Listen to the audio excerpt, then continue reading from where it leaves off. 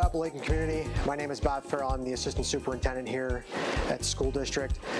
Just want to take some time to provide some information around the capital project proposal that'll be on the May 17th ballot. The proposal is a $12.9 million capital project and will encompass about 5 major areas.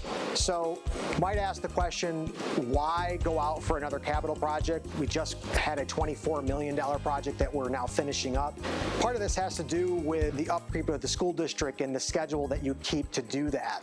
You can remember, obviously, that we had a flood and that we spent the majority of our time rebuilding the school district, the elementary school, the administrative building, and the maintenance facility. Appalachian and Owego Free Academy were not able to be addressed during that time. In this last project, we did address Appalachian's classrooms along with other specific instructional areas and its site work.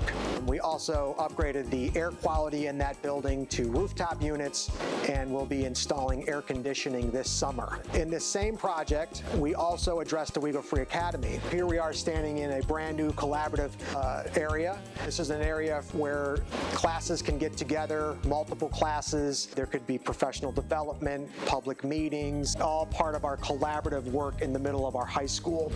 We upgraded the science wings in this current project as well, and we did the English and social studies classrooms as part of that renovation.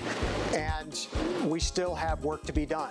So this project, this $12.9 million project, which you will see on the ballot on May 17th, will allow us to address the other work that still needs to be done, which is the math classrooms.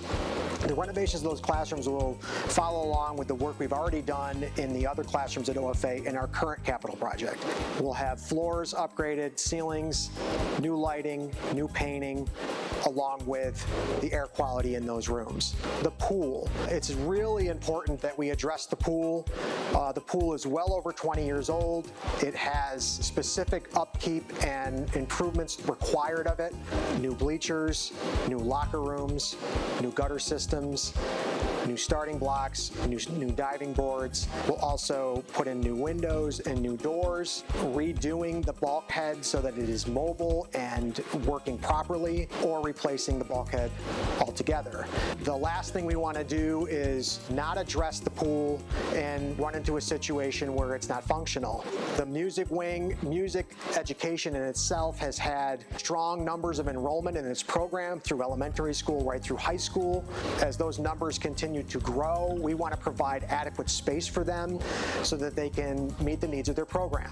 We'll be looking to build individual practice rooms off of their rehearsal rooms so that students can go in and work on their own particular piece or their own particular practice and still be within sight of the teacher in the room.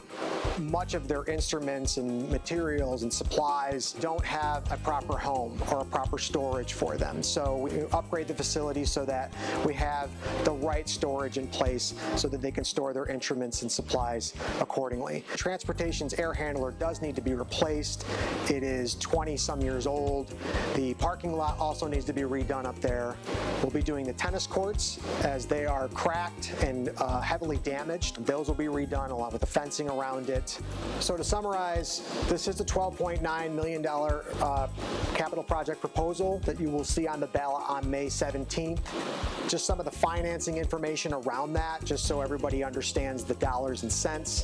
The $12.9 million is funded with $2.9 million of local funds. Those local funds are part of fund balance that is generated by the significant money we receive from the federal government in the CARES, CRSA, and ARP Act that Congress passed during COVID. We specifically and strategically set that money aside so that we could use that as local funds as part of the $12.9 million projects.